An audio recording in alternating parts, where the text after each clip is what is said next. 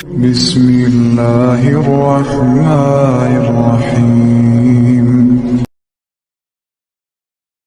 وَلَوْ أَنَّا كَتَبْنَا عَلَيْهِمْ أَنِ اقْتُلُوا أَنفُسَكُمْ أَوْ اخْرُجُوا مِنْ دِيَارِكُمْ مَا فَعَلُوهُ إِلَّا قَلِيلٌ مِّنْهُمْ وَلَوْ أَنَّهُمْ فَعَلُوا مَا يُوعَظُونَ بِهِ لَكَانَ خَيْرًا لَهُمْ وَأَشَدَّ تَثْبِيتًا۔ اور اگر ہم ان کے اوپر یہ بات فرض کر دیتے شریعت کے طور پر کہ اپنے آپ کو قتل کرو یا اپنوں کو قتل کرو، یہ اشارہ ہو رہا ہے بنی اسرائیل کی ہسٹری میں ایک بڑے واقعے کی طرف کہ جب حضرت موسیٰ علیہ السلام کوہ طور پر گئے تو پیچھے تقریباً 70,000 اسرائیلی جو کہ مسلمان تھے، حضرت موسیٰ علیہ السلام کے اصحاب بھی تھے وقت کے پیغمبر کی موجودگی میں، یعنی ہارون علیہ السلام کی موجودگی میں، صرف حضرت موسیٰ علیہ السلام کے کوہ طور پہ جانے کی ایک چھوٹی سی دوری کی وجہ سے وہ لوگ شرک کے اندر مبتلا ہوئے اور انہوں نے بچھڑے کے بارے میں جو ہے وہ اس کو اپنا خدا مان لیا، ڈیوینٹی کلیم کر دی۔ سامری جادوگر والا واقعہ ہے، یوٹیوب کے اوپر میری الگ سے اس پہ ویڈیو ریکارڈ موجود ہے۔ تو اس کی سزا میں پھر 70,000 یہودی جو تھے وہ ایک دن میں قتل کیے گئے تھے، قتل مرتد کی سزا، جس کا ذکر سورۃ البقرہ میں موجود ہے، سورہ قصص کے اندر، سورہ طٰہٰ کے اندر، سورۃ الاعراف میں۔ یہ وہ صورتیں ہیں جہاں پہ ڈیٹیلڈ ہسٹری آئی ہے بنی اسرائیل کی، اور وہاں پہ پھر کہا گیا تھا اپنوں کو قتل کرو، یعنی ہر قبیلے کے لوگ اپنے قبیلے کے ان لوگوں کو قتل کریں جنہوں نے اس بچھڑے کی عبادت شروع کر دی تھی، کیونکہ اگر دوسرا قبیلہ کرتا تو وہ ایک قبائلی تعصب سامنے آ سکتا تھا۔ تو اللہ تعالیٰ اس چیز کی طرف اشارہ کرتے ہوئے کہہ رہا ہے منافقین کو، کیونکہ منافقین یہودی ہی تھے جنہوں نے اوپر سے کلمہ پڑھا ہوا تھا، تو انہی کی طرف روح سخن ہے کہ اگر تم لوگ جو بڑے وفاداری دکھاتے ہو ہمارے نبی صلی اللہ علیہ وآلہ وسلم کے ساتھ، دعوے دار ہو اور اندر سے اسلام کی جڑیں کاٹ رہے ہو، اگر تم پہ یہ امتحان آتا کہ تم اپنوں کو قتل کرو یا پھر تم اللہ کے لیے اپنے گھر بار کو چھوڑو، کہتے تو ہے وہ اپنے آپ کو ابراہیمی، لیکن ابراہیم علیہ السلام نے تو ہجرت کی تھی اللہ کے لیے، تو اگر تم پہ بھی ہجرت فرض کی جاتی یا یہ امتحان تم پہ آتا کہ تمہیں اپنے لوگوں کو قتل کرنا پڑتا تو پھر کیا ہوتا؟ تو بہت کم ہی لوگ ہیں جو اللہ کے اس حکم کو پورا کر سکتے، چند قلیل لوگوں کے سوا سب کے سب لوگ جو اس آزمائش کے اندر ناکام ہو جاتے ہیں۔ جس طرح یہاں بھی ہوتا ہے جو کچھ بھی ہیں تیرے محبوب کی امت سے ہیں، اور جیسے ہی مشکل وقت آتا ہے تو پھر آپ دیکھ لیتے ہیں کہ لوگوں کی کیا حالت ہوتی ہے۔ اور اگر یہ وہی کرتے جن کی ان کو نصیحت کی جا رہی ہے وحی کے ذریعے، تو یہ ان کے لیے بہتر ہوتا، اور اس طریقے سے اگر وہ ثابت قدمی والی روش اختیار کرتے یہی ان کے حق کے اندر بہتر ہوتا۔ وَإِذًا لَآتَيْنَاهُم مِّن لَّدُنَّا أَجْرًا عَظِيمًا، تو پھر ہم انہیں اپنے پاس سے بہت بڑا اجر عطا فرماتے اگر یہ واقعی اخلاص کے ساتھ وقت کے پیغمبر کی آواز پہ لبیک کہتے۔ اب یہ یاد رکھیے گا یہ سب کے سب وہ لوگ ہیں جو قانوناً مسلمان ہیں، اصحاب رسول ہیں، لیکن اندر سے منافق ہیں، اور اس کا جو کلائمیکس ہے وہ سورہ توبہ میں جا کے آئے گا کہ کس طریقے سے پھر وہ فرق ظاہر ہونا شروع ہو گیا کہ وہ لوگ بہانے کر کے جہاد اور قتال سے بھاگنا شروع ہو گئے۔ وَلَهَدَيْنَاهُمْ صِرَاطًا مُسْتَقِيمًا، اور اگر یہ روش اختیار کرتے تابع فرمان بن جاتے تو اللہ تعالیٰ انہیں پہنچا دیتا سیدھے راستے کی طرف۔ وَمَن يُطِعِ اللَّهَ وَالرَّسُولَ فَأُولَئِكَ مَعَ الَّذِينَ أَنْعَمَ اللَّهُ عَلَيْهِم مِّنَ النَّبِيِّينَ وَالصِّدِّيقِينَ وَالشُّهَدَاءِ وَالصَّالِحِينَ وَحَسُنَ أُولَئِكَ رَفِيقًا،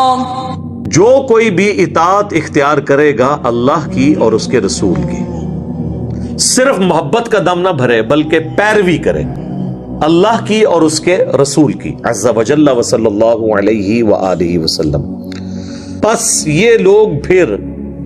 قیامت کے دن ان لوگوں میں ہوں گے، ان کے ساتھ شمار کیے جائیں گے جن پہ اللہ کا انعام ہوا ہے، انعام ہوگا، جو کہ انبیاء میں سے بھی ہیں۔ سب سے ٹاپ آف دا لسٹ تو انعام یافتہ لوگ انبیاء ہیں، اور صدیقین، یہ بھی ایک ٹائٹل ہے، یعنی انبیاء کے بعد غیر انبیاء کے لیے ٹاپ آف دا لسٹ جو ٹائٹل ہے وہ صدیق ہے، اور شہداء میں ایک تو شہید ہے، وہ جسے ہم جانتے ہیں جو اللہ کے لیے لڑتا ہوا مارا جائے۔ اسلام میں وہ بھی شہید ہے کیونکہ وہ پریکٹیکلی شہادت دے رہا ہوتا ہے اپنی جان دے کر کہ جس نظریے کا میں دعوے دار ہوں اس کے لیے میں اپنی جان بھی دینے کے لیے تیار ہوں۔ ویسے جو بھی شہادت علی الناس کرتا ہے، وقت کے پیغمبر کا پیغام باقی امتیوں تک پہنچاتا ہے، وہ بھی شہید ہی ہوتا ہے، وہ شہادت علی الناس ہے، جس کا ذکر سورۃ البقرہ کے شروع میں آیا کہ نبی صلی اللہ علیہ وآلہ وسلم تم پر شہید ہیں اور تم جو ہے وہ باقیوں پر شہید بنائے گئے ہو، یعنی نبی علیہ السلام کا پیغام اب پوری امت تک پہنچانا ہے۔ یہی ذکر سورۃ الحج میں بھی آیا، اس کے اوپر میں نے تفصیلی گفتگو بھی کی تھی۔ اور جو نیکوکار ہیں اور کیا ہی اچھے ساتھی ہیں اگر کسی کو یہ ساتھی نصیب ہو جائیں، یعنی انبیاء، صدیقین، شہداء اور صالحین، ان چاروں کا ساتھ اگر کسی کو قیامت والے دن نصیب ہو جائے تو یہ بہت بڑی اس کے لیے اعزاز ہے۔ ذلك الفضل من اللہ وكفى بالله علیما، یہ ہے فضل اللہ کی جانب سے، اور اللہ تعالیٰ کافی ہے جاننے والا، یعنی یہ اللہ کا فضل ہے۔ لوگ کہتے ہیں جی اللہ کا بڑا فضل ہے، جس کے پاس زیادہ کوئی دولت آ جائے کہتا ہے جی اللہ کا بڑا فضل ہے، چاہے آرام سے کمائی ہو۔ اللہ تعالیٰ کہہ رہا ہے کہ اصل فضل یہ ہے کہ قیامت والے دن کسی کو انبیاء کا، شہداء کا، صدیقین کا، صالحین کا ساتھ نصیب ہو جائے۔ یا ایہا الذین آمنوا خذوا حذرکم فانفروا ثبات او انفروا جمیعا، اے اہل ایمان ہوشیار رہو۔ یہ آپ نے دیکھا ہوگا کہ یہ ہمارے کینٹ کے علاقوں میں بھی یہ چھوٹا سا لکھا ہوتا ہے خذوا حذرکم، یہ سلوگن آپ کو جتنی فوجیوں کی چھاونی ہے نا ان کے بیجز کے اوپر یہ لکھا ہوتا ہے، یعنی ہر وقت چوکنے رہو دشمن سے، چاہے تم ٹولیوں کی شکل میں نکلو، سب کے سب مل کر نکلو، ہر صورت میں چاہے اکیلے ہو، کانشیس رہو اپنے دشمنوں کے اگینسٹ۔ ظاہر ہے کہ یہ اسپیسیفکلی تو اس وقت کی بات ہو رہی ہے جب ایک مسلسل مسلمانوں کا ایک چونکہ ریولوشن جاری تھا ہجرت مدینہ کے بعد، اور اندر کی سازشیں بھی اور باہر کی بھی سازشیں۔ وَإِنَّ مِنكُمْ لَمَن لَّيُبَطِّئَنَّ فَإِنْ أَصَابَتْكُم مُّصِيبَةٌ قَالَ قَدْ أَنْعَمَ اللَّهُ عَلَيَّ إِذْ لَمْ أَكُن مَّعَهُمْ شَهِيدًا، تم میں سے بعض ایسے ہیں جو ضرور دیر لگائیں گے تھوڑی سی، پھر جب انہیں مصیبت پہنچے گی تو وہ کہیں گے کہ اللہ کا بڑا احسان ہے کہ ہم ان کے ساتھ اس جنگ میں شامل نہیں تھے۔ یعنی جب کبھی کسی مہم پہ آپ نکلیں گے تو وہ پہلے تو وہ لیٹ ہونے کی کوشش کریں گے کہ ہم شامل نہ ہوں، اور اگر خدا نخواستہ اس مہم کے اندر مسلمانوں کو کوئی لاس ہوا تو کہیں گے اللہ کا شکر ہے ہم ساتھ شامل نہیں تھے۔ اور ساتھ ہی اب ان کی دو نمبری دیکھیں، چونکہ یہ دنیا دار لوگ ہیں نا، جب دوسری صورتحال ہوگی تو کیا ہوگی؟ وَلَئِنْ أَصَابَكُمْ فَضْلٌ مِّنَ اللَّهِ لَيَقُولَنَّ كَأَن لَّمْ تَكُن بَيْنَكُمْ وَبَيْنَهُ مَوَدَّةٌ يَا لَيْتَنِي كُنتُ مَعَهُمْ فَأَفُوزَ فَوْزًا عَظِيمًا، اور اگر تمہیں اللہ کے فضل سے مال غنیمت ملے اور فتح مل جائے تو کہیں گے کاش ہمارے اور ان کے درمیان کوئی محبت کا رشتہ قائم ہو جاتا، ہمیں بھی تھوڑا سا مال غنیمت پہ سے کوئی دنیا کا مال مل جاتا۔ یعنی جب نقصان ہوگا تو کہیں گے شکر ہے اسی نہیں سی جنگ چ گئے، اور جب جنگ میں فتح ہوئی اور مال غنیمت ملا تو پھر یہ آپ کے ساتھ دوستیاں گاٹیں گے کہ چلو ہم گئے تو نہیں، اس میں سے کچھ حصہ ہمیں بھی مل جائے، ہماری دوستی کام آ جائے، کاش میں بھی ان کے ساتھ ہوتا تو مجھے بھی کامیابی حاصل ہو جاتی۔ فَلْيُقَاتِلْ فِي سَبِيلِ اللَّهِ الَّذِينَ يَشْرُونَ الْحَيَاةَ الدُّنْيَا بِالْآخِرَةِ وَمَن يُقَاتِلْ فِي سَبِيلِ اللَّهِ فَيُقْتَلْ أَوْ يَغْلِبْ فَسَوْفَ نُؤْتِيهِ أَجْرًا عَظِيمًا۔ پس چاہیے کہ لڑا کریں اللہ کی راہ میں وہ لوگ جنہوں نے بیچ دی ہے دنیا کی زندگی آخرت کے عوض۔ اور اس کا کلائمیکس وہ سورہ توبہ میں ہے کہ ہم نے مومنین کی جانیں اور مال جنت کے بدلے میں خرید لیے۔ تو اللہ تعالیٰ یہاں پہ اصحاب رسول کو کہہ رہا ہے کہ جب تم نے دنیا بیچ کے آخرت کمائی ہے نا، تو پھر تمہیں اللہ کے راستے میں قتال کرنے سے کوئی چیز مانے نہیں ہونی چاہیے۔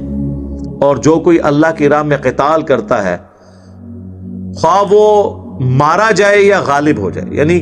چاہے وہ شہید ہو جائے چاہے غازی ہو، تو ان قریب ہم اسے بہت بڑا اجر دیں گے۔ یعنی اللہ کے حضور اجر پکا ہے، چاہے کوئی شہادت کو پہنچے، خواہ وہ غازی ہو۔ ایون اس سے پہلے تو یہ بھی گزر چکا کہ اگر کسی کو نیچرل ڈیتھ بھی ہوئی ہے نا اللہ کی راہ میں، تو اللہ تعالیٰ اسے بھی شہید لکھے گا۔ وَمَا لَكُمْ لَا تُقَاتِلُونَ فِي سَبِيلِ اللَّهِ وَالْمُسْتَضْعَفِينَ مِنَ الرِّجَالِ وَالنِّسَاءِ وَالْوِلْدَانِ الَّذِينَ يَقُولُونَ رَبَّنَا أَخْرِجْنَا مِنْ هَذِهِ الْقَرْيَةِ الظَّالِمِ أَهْلُهَا وَاجْعَل لَّنَا مِن لَّدُنكَ وَلِيًّا وَاجْعَل لَّنَا مِن لَّدُنكَ نَصِيرًا۔ اور تمہیں کیا ہوا ہے کہ اللہ کی راہ میں قتال نہیں کرتے، جبکہ جو لوگوں میں سے پسا ہوا طبقہ ہے، جو غیر مسلم علاقے کے اندر یعنی مکے کے اندر ایمان قبول کرنے کے بعد وہاں پہ پسے ہوئے لوگ ہیں، اور عورتیں، بچے، جن پہ ظلم کر رہے ہیں مکے کے لوگ، اور تم مدینے میں ہو، اور وہ تو یہ کہہ رہے ہیں وہ مظلوم لوگ دعا کرتے ہوئے، اے رب ہمارے ہمیں اس بستی سے نکال دے جہاں کے رہنے والے لوگ ظالم ہیں، ہم پہ ظلم کرنے والے ہیں، اور ہمارے پاس اپنے پاس سے ہمارے لیے کوئی پشت پناہ بنا دے، کوئی ہمارا مددگار بنا دے، اور ہمارے لیے اپنے پاس سے کوئی مددگار بھیج دے۔ تو اللہ تعالیٰ صحابہ کو کہہ رہا ہے کہ بھئی تمہارے جو ساتھی ہیں مسلمان جو مکے میں پس رہے ہیں، وہ تو دعائیں کر رہے ہیں کہ اللہ کوئی مددگار ہمارا بھیج۔ اب دیکھیں اللہ تعالیٰ نے خود نہیں آ کے مدد کرنی، مدد کرانی لوگوں کے ذریعے ہے۔ نگاہ مار کے کچھ نہیں ہونا، دنیا بقدر ایفرٹ ہے۔ تو وہ مظلوم تو دعائیں کر رہے ہیں اور تم قتال سے بھاگ رہے ہو۔ ظاہر ہے اس سے مراد کامل الایمان مومنین نہیں تھے جو مہاجر تھے، وہ تو پکے ایمان والے تھے۔ اس سے مراد نیو مسلمز تھے جن میں ابھی ایمان اس لیول کا نہیں تھا، یا وہ لوگ تھے جو اوپر سے مسلمان تھے تو اور اندر سے منافق۔ تقریریں اور نعرے وہ سب سے آگے لگاتے تھے۔ یہ عبداللہ ابن ابی بھی جمعے والے دن آگے پہلی صف میں کھڑا ہو جاتا تھا، لوگوں یہ اللہ کے نبی ہیں ان کی بات سنو، ٹھیک ہے۔ تو مسجد میں بھی آپ کھڑ پینچی دیکھیں کئی لوگوں کو کرنے کا شوق ہوتا ہے، لیکن جیسے ہی مشکل وقت آتا ہے نا تو وہ پھر بھاگ جاتے ہیں، ٹھیک ہے۔ ایک لطیفہ مجھے یاد آ گیا لیکن میں چھوڑتا ہوں۔ الذين آمنوا يقاتلون في سبيل الله والذين كفروا يقاتلون في سبيل الطاغوت فقاتلوا أولياء الشيطان إن كيد الشيطان كان ضعيفا۔ جو لوگ ایمان لائے وہ اللہ کی راہ میں قتال کرتے ہیں، اور جو کفر اختیار کیے ہوئے ہیں وہ بھی قتال کر رہے ہیں، لیکن وہ طاغوت کے راستے میں یعنی شیطان کے راستے پر، اللہ کے مخالفین کے راستے پر کر رہے ہیں۔ تو ایسے جو شیطان کے ولی ہیں، دیکھیں اولیاء جو ہیں شیطان کے بھی ہوتے ہیں، اولیاء، اس لیے میں کہتا ہوں یہ اولیاء ہیں، اولیاء اللہ۔ تو ڈیفینیٹلی صرف صحابہ اور اہل بیت کے بارے میں آپ کہہ سکتے ہیں، بعد میں تو ہو سکتا ہے ایک ادھر بھی آپ دیکھ لیں، ایک فرقے کا ولی دوسرے کا مشرک ہوتا ہے، دوسرے کا ولی اس کا گستاخ رسول ہوتا ہے. بے شک شیطان کا فریب کمزور فریب ہے, صرف تھوڑی سی دلیری دکھانے کی ضرورت ہے. شیطان کا فریب بڑا کمزور ہوتا ہے. اور یہ دیکھیں واقعی شیطان اور اس کے پیروکار, ان میں وہ پیشن نہیں ہوتا جو اہل ایمان کے اندر ہوتا ہے. یہ نیچرل چیز ہے, کیونکہ اہل ایمان کو تو آخرت کی امید ہوتی ہے نا. شیطان کے پیروکار تو اپنا غصہ نکال رہے ہوتے ہیں, کوئی اپنے قبائلی تعصب میں کر رہا ہوتا ہے, کوئی اپنی چودراہٹ بچانے کے لیے,